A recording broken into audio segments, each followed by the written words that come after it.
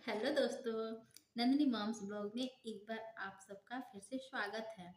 तो दोस्तों, यहाँ पे बहुत से अभ्यर्थियों ने मेरे कमेंट बॉक्स में ये कमेंट किया है कि मैम, मेरे हाई स्कूल या फिर किसी के इंटर या फिर किसी के ग्रेजुएशन या फिर किसी के आधार कार्ड में उनके नेम में या उनके मम्मी पापा के नेम में एक-एक मतलब स्पेलिंग से मिस्टेक है, या फिर किसी के फादर में आधार में एमडी लगा है तो ग्रेजुएशन के रिजल्ट में मोहम्मद लग गया है।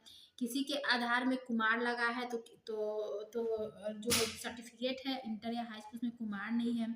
और मतलब जो छोटी-छोटी माइनर मिस्टेक है, अगर वो है किसी के आगे, किसी के हाई स्कूल इंटर में केएम लगा है लेकिन ग्रेजुएशन के रिजल्ट में केएम नहीं है।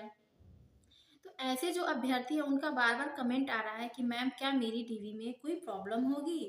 तो दोस्तों, अ, आपको मैंने अपने को 2 दिन पहले मैंने एक वीडियो अपलोड किया था, उसमें मैंने बताया था कि आयोग ने काउंसलिंग हेतु दिशा निर्देश जारी किया है।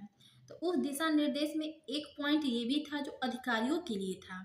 वो पॉइंट क्या है, मैं यहाँ पे आपका दिशा निर्देश मैं यहाँ पे रखी हुई हूँ, मैं वो पढ़ के सुना रही हूँ।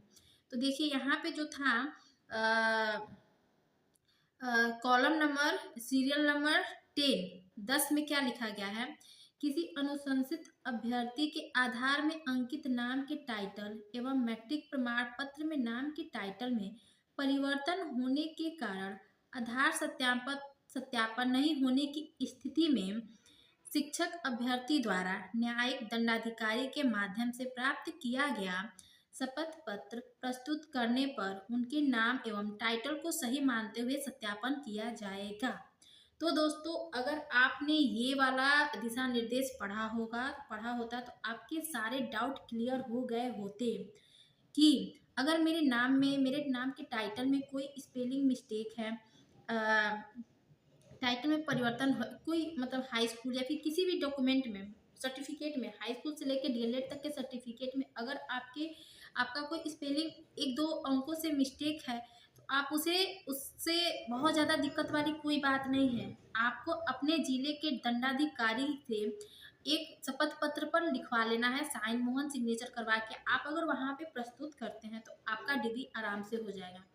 क्योंकि कुछ जगहों पर क्या हो रहा है कि ये जो काउंसलिंग कर रहे हैं, ऐसे अभ्यर्थियों को भी डाउटफुल की सिचुएशन में डाला से बहुत ज़्यादा दिक्कत वाली कोई बात नहीं है। आपको अपने जिले के दंडाधिकारी से एक शपथ पत्र पर लिखवा लेना है, साइन मोहन सिग्नेचर करवा के आप अगर वहाँ पे प्रस्तुत करते हैं तो आपका डिग्री आराम से हो जाएगा। क्योंकि कुछ जगहों पर क्या हो रहा है कि ये जो काउंसलिंग कर रहे हैं, ऐसे अभ्यर्थियों को भी डाउटफुल की सिचुएशन में डाला जा रहा है। तो अगर आपको डाउटफुल की सिचुएशन में डाला जा रहा है तो आपको उसमें टेंशन लेने वाली कोई बात नहीं है, क्योंकि यहाँ पे एक और लाइन है, उस लाइन को भी अगर मैं आपको दिखाऊं तो उससे भी आपकी समस्या को समाधान हो जाएगा। यहाँ पे क्या दिया गया है कि सीरियल नंबर 8 में फिर दिया गया है कि अगर मूल प्रमाण पत्र प्रस्तुत करने हेतु संबंधित अभ्यर्थियों को अंतिम मौका देते हुए तिथि एवं टाइम स्लॉट अलग से निर्धारित किया जाएगा। इसका मतलब क्या है दोस्तों, अगर किसी ने अपने डॉक्यूमेंट में करेक्शन करवाया है तो उनको भी दिया जाएगा। तो यदि आपको भी डाउटफुल सिचुएशन में रखा गया है तो आपको भी मौका मिलेगा, फिर आपको बुलाया जाएगा। उस समय आप अगर फिलहाल में आपके पास एफिडेविट नहीं है तो आपको क्या करना है कि एफिडेविट काउंसलिंग के बाद जाके आपको बनवा लाना है कि हाँ, इस वजह से मेरा जो काउंसलिंग है वो नहीं हो पाया, मतलब हुआ भी तो उसको डाउटफुल कैटेगरी में रख दिया गया। अगर आप एफिडेविट बनवाते हैं, फिर अगर आपको मैसेज आता है, मैसेज के माध्यम से आप सबको बुलाया जाएगा दोबारा, जैसा कि निर्देश में दिया गया है, दिशा निर्देश में बताया गया है। तो आपकी बहन का जो जहाँ काउंसलिंग था वहाँ पे इस प्रकार का जो भी था, वहाँ पे कोई उससे वो नहीं हुआ। आपका ओरिजिनल सारा चीज़ देखा जा रहा है। केएम की समस्या भी वहाँ पे 1-2 लड़कियों का हुआ, बट उनको उस आधार पे बाहर नहीं किया गया, उनको डाउटफुल कैटेगरी में नहीं रखा गया। हाँ, लेकिन जिन अभ्यर्थियों ने अपने डॉक्यूमेंट में करेक्शन करवाया, उनको डाउटफुल कैटेगरी में रखा गया है।